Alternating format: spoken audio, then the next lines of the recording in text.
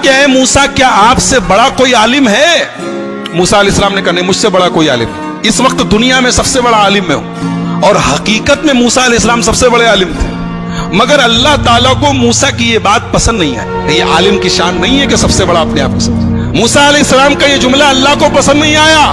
अल्लाह ने कहा है मूसा, हमारा एक बंदा है, उसके पास तुम जाओ, उसके पास वो इल्म है जो तुम्हारे पास नहीं। मूसा अलैहिस्सलाम ने कहा अच्छा, उसके पास वो इल्म है जो मेरे पास नहीं है, ठीक है, मैं जाता हूं उसके पास, सीखता हूं उससे। कहां मिलेगा वो?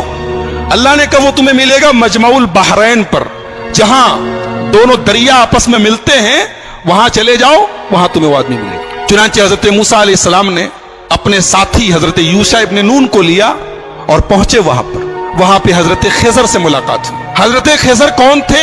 सही बात यह है कि ये अल्लाह के नबी थे और अल्लाह ताला ने उनको एक मखसूस इल्म दिया था कि जब कोई इंसिडेंट होता था, कोई वाकया होता था, तो उस वाकये के पीछे क्या होने वाला है, उसका अंजाम क्या होने वाला है, वो भी अल्लाह उनको बता देता था। तो जब हजरत मूसा पहुंचे उनके पास, तो बड़े अदब से कहा कि हजरत, मैं आपके पास आया हूं, आपसे कुछ सीखना चाहता हूं, क्या आप मुझे इजाजत देते हैं, मैं आपके साथ थोड़ा वक्त गुजार सकता हूं? हजरत खिजर ने कहा कि देखो, मेरे साथ तुम वक्त गुजार नहीं पाओगे, इसलिए कि मैं बहुत सा काम ऐसा करूंगा जो तुम्हें समझ में नहीं आएगा, और तुम्हें समझ में नहीं आएगा, तुम पूछोगे, तुम बर्दाश्त नहीं करोगे, पूछोगे, और मेरे साथ तुम कोई बात पूछोगे तो मैं तुम्हें अपने साथ रख नहीं सकता। हजरत मूसा ने कहा घबराइए नहीं, मैं कुछ पूछूंगा नहीं आपसे, आप अपना काम कीजिए, मैं बस देखता रहूंगा चुपचाप। कहा ठीक है चलो। दोनों चले, दरिया में कश्ती जा रही थी, दोनों कश्ती पर बैठे। कश्ती पर जैसे बैठे, हजरत खिजर ने हथौड़ी निकाली और तख्ती का एक तख्ता तोड़ के निकालने लगे।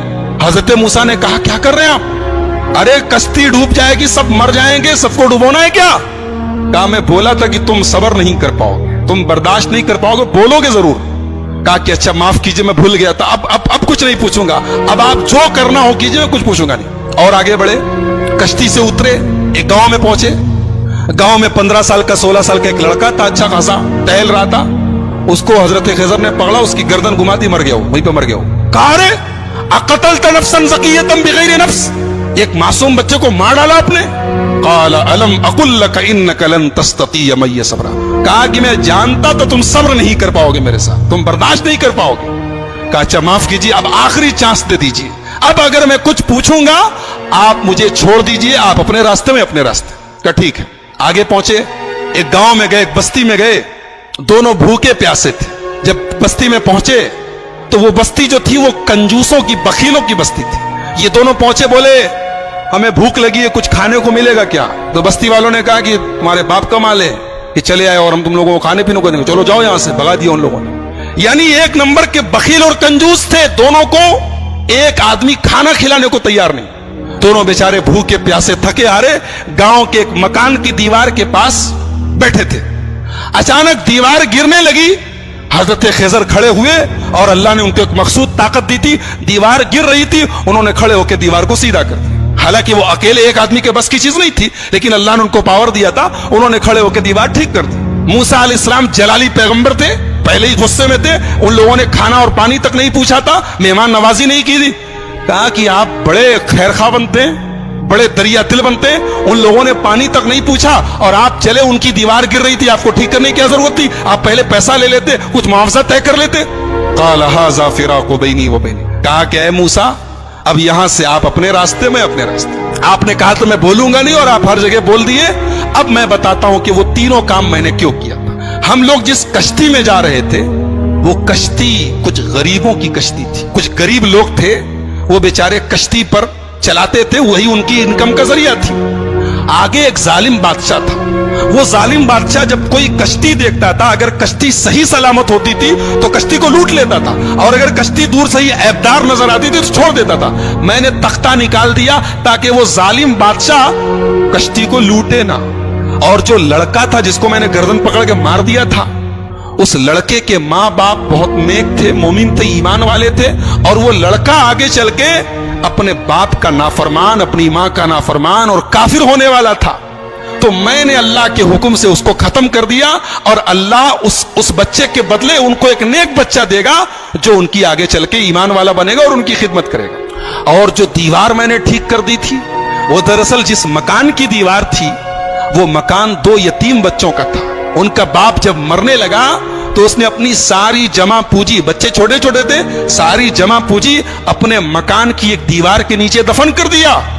और वो बच्चे बेचारे अभी छोटे छोटे थे, यतीम बच्चे थे। अगर दीवार गिर जाती तो वो बस्ती जो थी, गांव वाले एक नंबर के हरीस और लालची और बखील लोग थे, हमें एक गिलास पानी तक नहीं पूछा, वो दीवार के नीचे का सारा खजाना लूट लेते और वो बेचारे यतीम बच्चों का हक मारा जाता।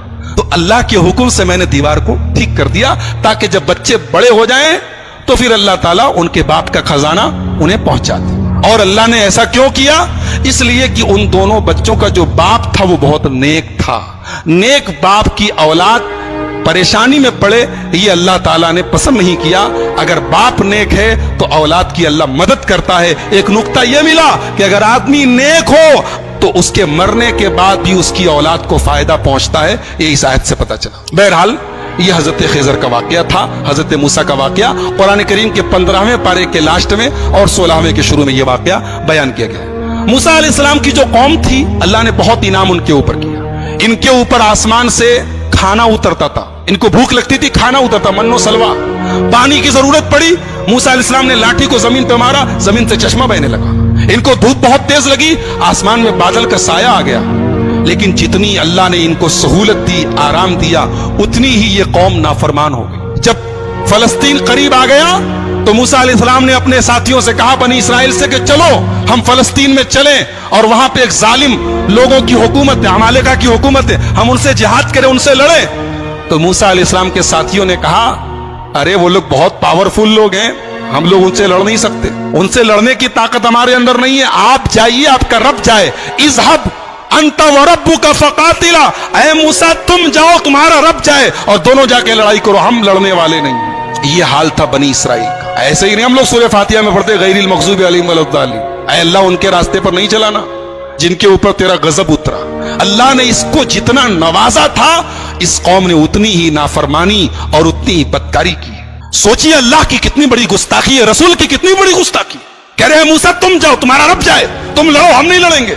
और दूसरी तरफ हमारे प्यारे नबी जनाब मोहम्मद रसूलुल्लाह सल्लल्लाहु अलैहि वसल्लम जब ग़ज़वा बद्र के मौके पर अपने सहाबा से मशवरा करते हैं, अपने सहाबा से मशवरा करते हैं और अपने अंसारी सहाबा से पूछते हैं कि तुम लोग क्या करोगे? तो अंसारी सहाबा कहते हैं, अल्लाह के नबी, हम कोई मूसा के साथी थोड़ी हैं जो कह दे कि आप जाइए, आप लड़िए, हम बैठे रहेंगे।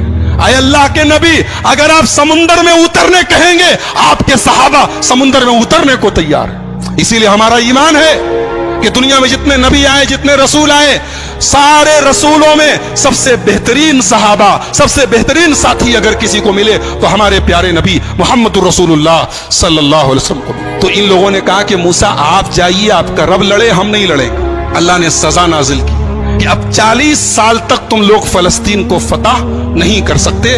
अब 40 साल तक इसी सहरा में तुम घूमते रहो, इसी में परेशान रहो। और उसी 40 साल के दौरान हजरत मूसा का इंतकाल हो गया।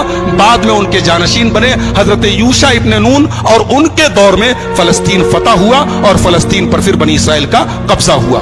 तो ये चूंकि हजरत मूसा की जिंदगी के बाद का वाकया है, इसलिए वो हमारी गुफ्तगू का टॉपिक नहीं है। हजरत मूसा की जिंदगी में हमारे लिए बहुत सारी इबरत और नसीहत है। सबसे बड़ा सबक ये है, जिसको अल्लाह रखे उसको कौन चखे, जिसको अल्लाह रखे उसको कौन चखे। मूसा अलैहिस्सलाम पानी में उनकी मां डाल देती है, लेकिन अल्लाह ने कैसे बचाया है। और फिरौन जो उनका दुश्मन था, उसके दरबार में अल्लाह ने उनको उनकी परवरिश करवाई है। और फिर अल्लाह ने उस मौके पर जब मूसा की पूरी कौम, मूसा अलैहिस्सलाम की पूरी कौम कहती है कि हम पकड़ लिए जाएंगे, गिरफ्तार हो जाएंगे, लेकिन हजरत मूसा ने अल्लाह की जात पर ऐसा भरोसा और यकीन रखा कि अल्लाह ने उनके भरोसे की लाज रखी और समुंदर के अंदर, दरिया के अंदर रास्ता बना दिया। तो मेरे भाइयों, बहुत सारे सबक हैं, बहुत सारी इबरतें हैं, नसीहतें हैं। आइए हम अल्लाह से दुआ करें, अल्लाह ताला इस जलीलुल क़द्र पैगंबर की सीरत को हम सबको समझने की और इससे जो इबरतें, नसीहतें हासिल हो रही हैं, उन्हें अपनाने की तौफीक अता फरमाए। रब्बुल आलमीन हमें नबियों के वाक़यात को पढ़ने और सुनने की तौफीक अता फरमाए। रब्बुल आलमीन हमारी इस्लाह फरमाए। रब्बुल आलमीन आज के हमारे जमा होने को कबूल फरमाए। कहने और